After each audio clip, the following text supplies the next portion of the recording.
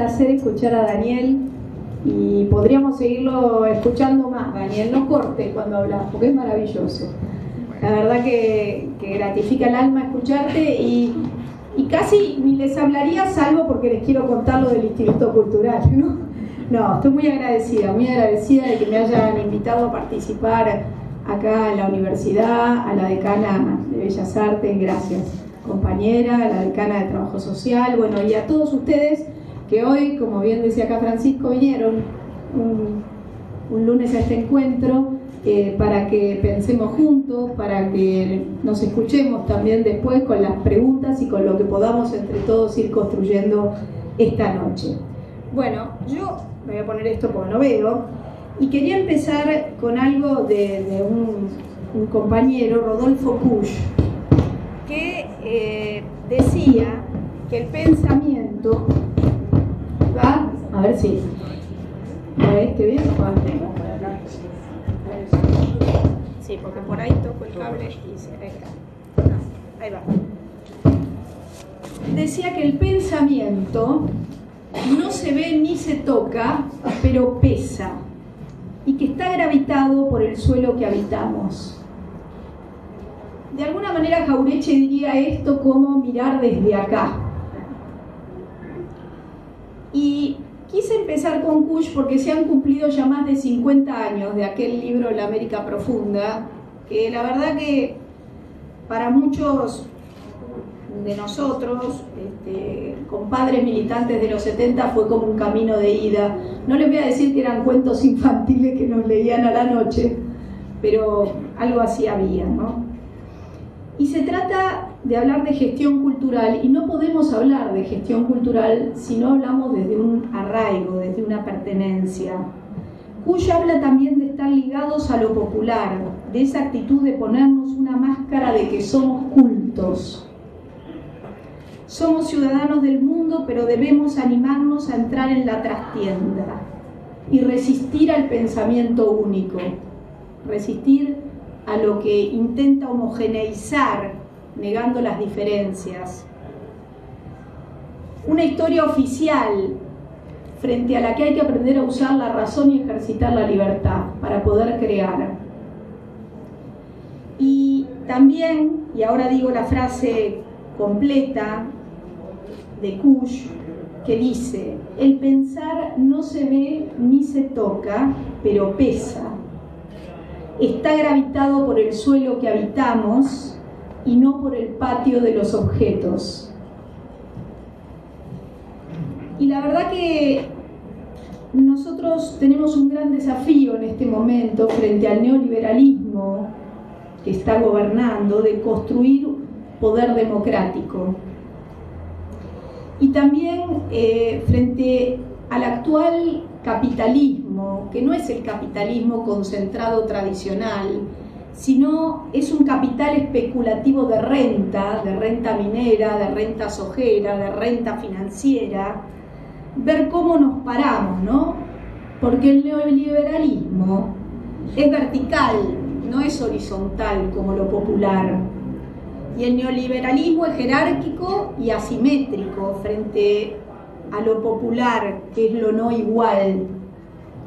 Y el neoliberalismo es excluyente frente a lo popular, que es integrador. Y frente a esto, nosotros nos planteamos cómo pararnos.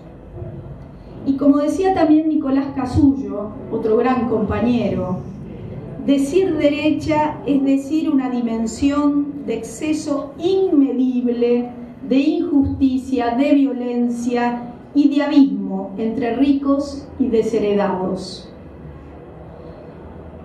Y si juntamos a Kusch con Casullo, y soy muy irreverente en este rejunte, pero serían felices juntos, diríamos que el desafío de construcción de poder democrático del presente es hacerlo y verlo desde acá, y que la brecha entre ricos y pobres se achique.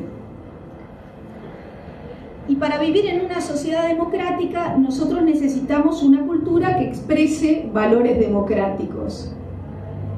Y hoy eso, en la Argentina y en nuestra querida provincia, muchas veces está en riesgo. Democrático significa popular, y popular es sencillito, es de abajo hacia arriba. Es que tengan voz aquellos a quienes no se les da parte en el poder. Popular también y democrático es tener asegurado el acceso a los bienes culturales. Y acá estoy adelante de Gladys Pérez Ferrando, una gran amiga que habla siempre de estos temas. Hay muchos grandes amigos en la sala que ayudaron a construir aquello y que siguen protagonizando cultura hoy. Y los bienes culturales no solo hablo de los tangibles, intangibles, de las definiciones de la UNESCO, del ICOMOS, de los bienes culturales, de los paisajes culturales, de los bienes turísticos, sino también de los bienes que día a día debemos nosotros proponer. Hay una obligación en esos bienes culturales tangibles e intangibles de ser renovados, redimensionados, propuestos. Es tan vertiginoso el presente que no podemos cristalizar las definiciones y decir que ya el listado de bienes culturales se ha completado. No, se ha iniciado. Está en nosotros descubrir qué bien intangible todavía no está nombrado, porque de esto hablábamos también antes de venir para acá, en que este gobierno que hoy ha accedido al poder a través del voto popular por primera vez, este gobierno neoliberal y este gobierno de renta financiera que pone en valor la especulación sobre el valor del hombre, del trabajo, de la producción y del desarrollo nacional y de la soberanía, que este gobierno tiene una gran capacidad semántica y de nombrar con nombre falso. También tiene que estar en nosotros, como actores y protagonistas culturales, la capacidad de volver a nombrar y de nombrar lo que aún no hayamos nombrado y de descubrir, de no perder la capacidad de asombro, de descubrimiento y de animarnos a ser pioneros en lo cultural. Pareciera que vivimos en un mundo donde todo ya está descubierto y muchos quieren que perdamos la capacidad de asombro, de indignación, de resistencia. Bueno, ese es el triunfo del neoliberalismo. Nosotros no podemos permitirlo. Finalmente, democrático es que sea incluyente y que podamos ser capaces de sumar la diferencia. Y frente a esa cultura democrática, tenemos que ver que esa cultura expresa una permanente revisión de sentidos, de creencias y de supuestos consensos. Es decir, la cultura democrática es rebelde. Si recordamos algunas cuestiones que nos salieron bien, pensemos en Paca Paca y en Encuentro. Y pensemos cómo millones de chicos en la Argentina fueron capaces de conocer historias invisibilizadas por la historia oficial, por ejemplo de mujeres, como Juana. Saben que la historia de las mujeres es ágrafa, ¿no? Bueno, pero eso es otra charla, ¿no? Es que yo no puedo separar tampoco el tema de género del tema cultural, porque la cultura es mujer, o dejémosla esa para la otra charla, pero hay muchas mujeres en la sala. La verdad que nosotros sentimos que en la medida que esta cultura democrática rebelde nos permita formar un hábito reflexivo crítico, nos va a dar una herramienta fundamental para interpelar a la realidad. Y la vamos a interpelar con menos indefección, menos pereza, menos superficialidad. Para esto también nos sirve ejercer cultura democrática. Y luego también la cultura democrática necesita de gestiones culturales democráticas comprometidas con el pueblo. Es decir, por supuesto que la cultura, sin dudarlo, es el pollo. Y es el pollo hecho de esa manera única de esa abuela. Pero también necesita de muchos portavoces, de muchos facilitadores, de muchos protagonistas, motores, que permitan conectar partes, que permitan promover derechos, que permitan interpelar situaciones, que nos permitan no quedarnos quietos. Y ahí es donde se profesionalizó esa vocación que tenían muchos que por ahí no son artistas, pero que sí son gestores culturales. Hasta que finalmente se logró hacer carrera. Nosotros cuando empezamos no era una carrera siquiera, eran la mayoría artistas de distintas ramas que se involucraban, que se comprometían, eran sindicatos que promovían, eran universidades, eran centros barriales, comunitarios, eran directores de cultura de municipios, que a veces les tocaba tener cultura, deporte y también hacían ceremonial.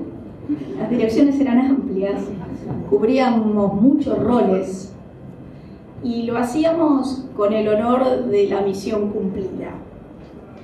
Ahí fue donde empezamos a trabajar muy fuerte con un equipo de gran voluntad en algo nada más ni nada menos que construir un área de cultura separada de educación. Quizás los más jóvenes creen que siempre fue así, pues bien no.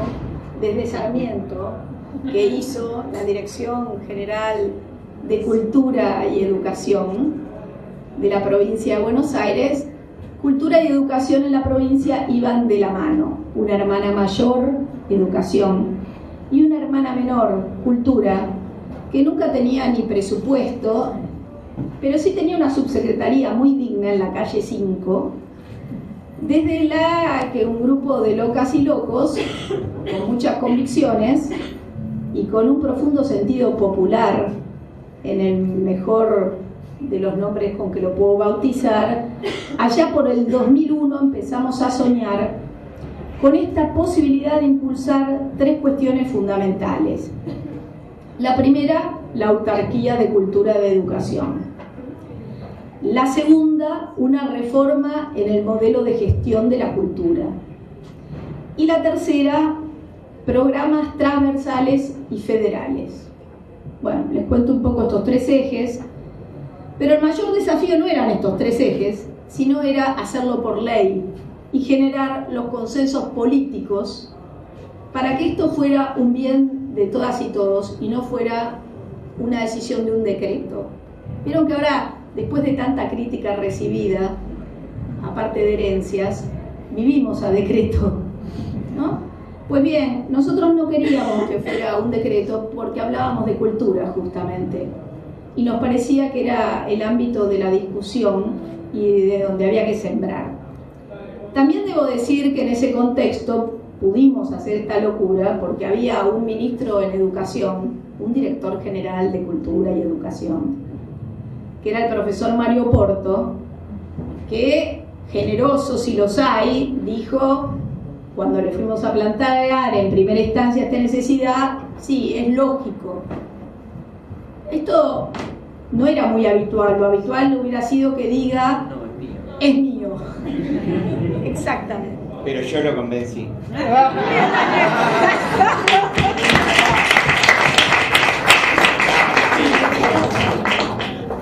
La verdad que había un gran equipo que siempre nos acompañó en educación para que pudiéramos hacer esto, y también un gobernador, Solá, que tenía una sensibilidad al tema y que le permitió darnos esta apertura. Bueno, les cuento que para mayo del 2002, habiendo caminado un año, ¿se acuerdan el 2001? ¿No? Era una época compleja, donde el Estado se había hecho añicos, no teníamos referencia de la figura presidencial, o habíamos tenido varios presidentes en poco tiempo, donde se descreía de todas las instituciones públicas, y en aquel momento empezamos a construir esto que en el 2002 vio ese anteproyecto. La verdad que en el primer artículo de la creación del Instituto Cultural por ley, decía algo que para nosotros era fundamental, y era que el Estado tenía la obligación de invertir en cultura. Y planteaba las asignaciones presupuestarias, porque claramente también todos sabemos que no es solo cuestión de dar formas administrativas, sino también es poder dar asignaciones presupuestarias, porque si no, es muy difícil de concretar. Ahí también les cuento así que teníamos la obligación de cuidar el patrimonio cultural provincial, la preservación, el enriquecimiento, la difusión, más cuidar al propio organismo, porque esta Subsecretaría de Cultura convertida en instituto tenía dependientes en toda la provincia grandes organismos, desde el Teatro Argentino hasta la Comedia, que acá están mis queridos compañeros de la Comedia, hasta la biblioteca, hasta el Archivo Histórico Provincial, o los organismos del sur, con su Ballet del Sur y su coro y su orquesta sinfónica, y así podríamos seguir el Museo de Luján, el Museo Libre del Sur por Dolores, bueno, infinita cantidad de organismos que dependían de esa subsecretaría y que era fundamental preservarlos y hacerlos crecer.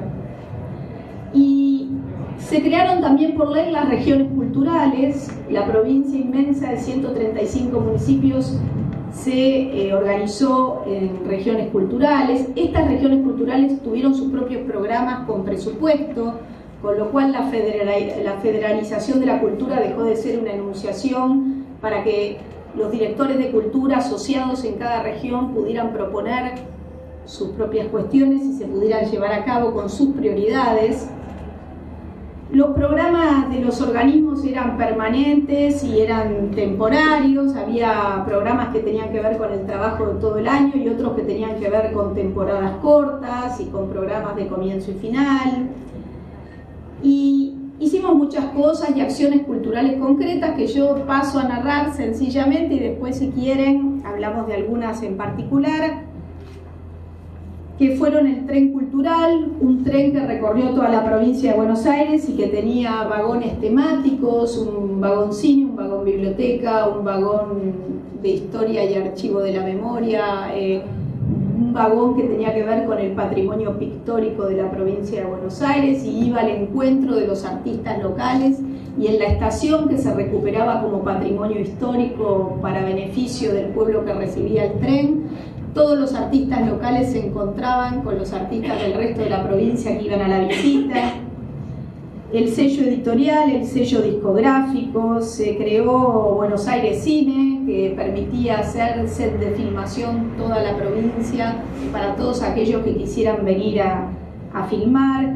El decreto 132, que era un decreto de patrimonio histórico, se lo conoció así, nunca logramos que fuera ley, hay cosas que salen y otras que no, por el cual se recuperaba por año, junto a obras públicas, trabajando en conjunto, un edificio histórico patrimonial en cada pueblo de la provincia.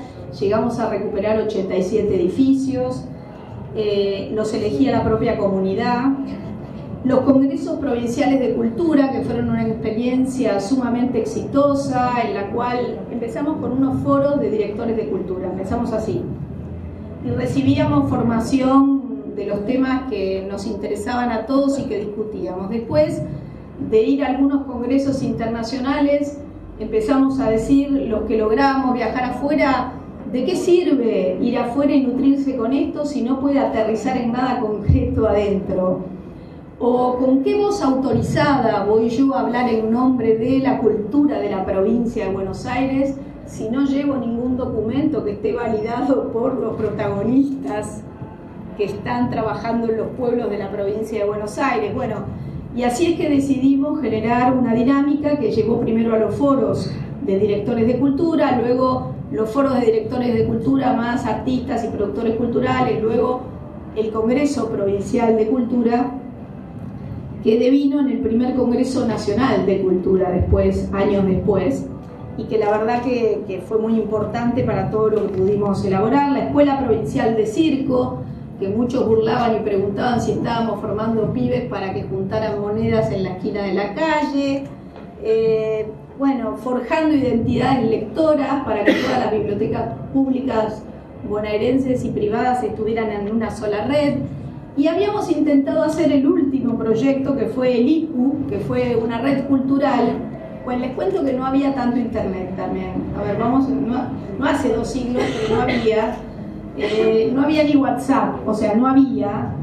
Y nosotros soñábamos con una plataforma virtual, un mapa interactivo, que era el ICU, en el cual en esa red vos pudieras, si eras un artesano de Olavarría, una telera de Olavarría, estar vinculada con la telera de Maipú y que estuvieran todos en red, los productores, los artistas, los artesanos, los manualistas, los teatros, los museos, la biblioteca. Bueno, nada, no teníamos en ese momento la tecnología suficiente, pero sí logramos presentar el ICU como una plataforma de todo ese trabajo. Bueno, esto es algo de todo lo que hicimos en ese tiempo. La verdad que fue un gran cambio interno para Cultura de la provincia, en la organización de los trabajadores fuimos muy acompañados. Lo que dicen algunos respecto a los trabajadores públicos y del Estado no representa el reflejo de lo que yo encontré como funcionaria en cultura.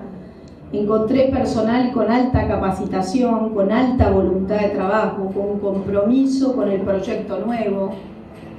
También con muchas dificultades, teníamos dificultades económicas tremendas, gestionábamos en la austeridad absoluta porque no había recursos, era muy complejo llevar a cabo las cosas, pero se suplantaban muchas veces los recursos con el esfuerzo personal, con el compromiso de todos, la verdad. Recuerdo algunas vueltas, había una ley artística y una ley 10430, dos leyes convivían para el personal del instituto. Recuerdo una vuelta, gracias a Dios no hay malla, ¿no? Sí, sí. Hay una sola, ¿no? Hay una sola, no, hay una sola. Más o menos, no, una sola.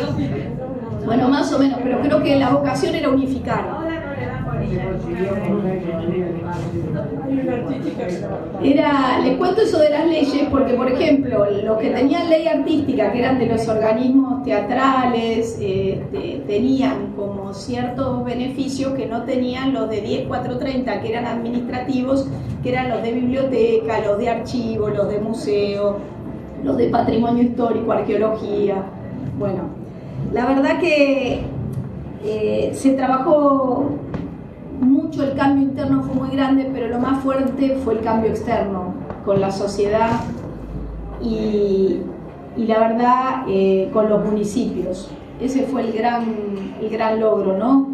Cómo nosotros pudimos pensar la cultura desde otro lugar y dejar de pensar que la cultura era exclusivamente contratar el gaucho para la fiesta, para poder empezar a pensar más que la cultura era el pollo, de la abuela también.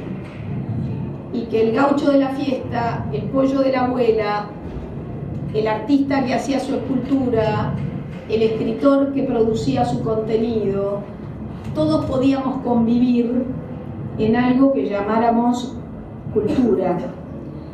La verdad que en los últimos 12 años Argentina avanzó muchísimo en esta materia. Esto que yo estoy contando son los albores. Se trabajó en unos foros súper interesantes para la Ley Federal de Cultura.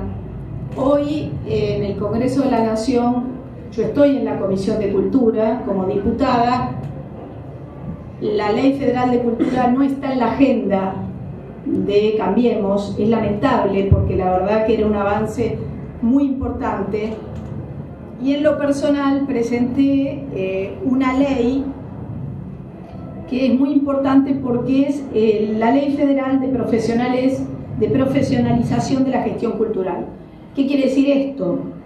Que es la manera en que podemos, que todos aquellos gestores culturales que hoy tienen su tecnicatura, su licenciatura, puedan tener incumbencias profesionales, formas de contratación, que se pueda saber en los principios en que se guía su accionar de justicia social, de derechos humanos, de responsabilidad colectiva, de respeto a la diversidad y a la diferencia. La realidad es que estamos trabajándola con mucha fuerza, la iniciamos con la Universidad de Avellaneda, todavía está en etapa de aceptar todos los comentarios, de sumar todos los aportes y volver, y con esto termino, a algo que es el presente, ¿no? Que es una pregunta en realidad, que es ¿qué cultura puede producir el neoliberalismo? Cuando a veces dicen, bueno, antes ustedes qué hicieron y ahora qué hacen, y qué diferencias hay entre ese antes y este ahora. Cada uno de nosotros podría responder esto, ¿no? Pero si nosotros vivimos en un presente que genera ruptura de lazos sociales de manera permanente, en un presente que piensa y promueve que te desarrolles individualmente por sobre el desarrollo colectivo, es más, que tu logro individual no está atado a un estado que genera las condiciones para tu logro individual, sino que cuando lográs algo por vos, es por vos. Hasta en el eslogan que ponen, en todo estás vos. Pero si no hay estado, ¿en qué estás vos?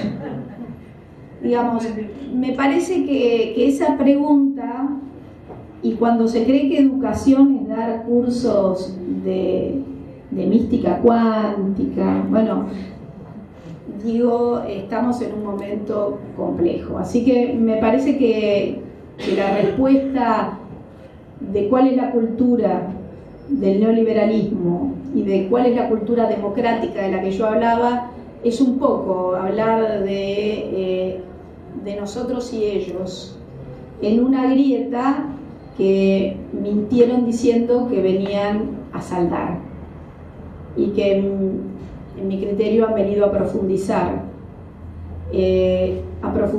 porque excluyen permanentemente, a profundizar porque hoy hay más pobres indigentes que cuando llegaron, porque hoy hay más desempleados que cuando llegaron, porque se abrieron muchas menos fábricas de las que se cerraron, porque implementan un plan perfecto de ajuste basado centralmente en un endeudamiento externo que superó en 1 año y medio los 7 años de endeudamiento de la dictadura militar, porque hicieron una devaluación salvaje y en octubre, cuando pasen las elecciones, vienen por la segunda etapa de esa devaluación, si nosotros no podemos ponerle freno. Entonces, me parece que todo esto, que es un presente, que ellos condimentan con otros nombres y otras palabras, son parte de esta cultura del neoliberalismo que nosotros desde un organismo, pero mucho más que desde un organismo, desde una provincia empoderada culturalmente, tratamos de batallar. Así que a esa construcción los convoco a todas y a todos, y esperemos que, por lo menos en las listas de legisladores, que ya hay ley de paridad acá en la provincia, empiece a construirse la justicia.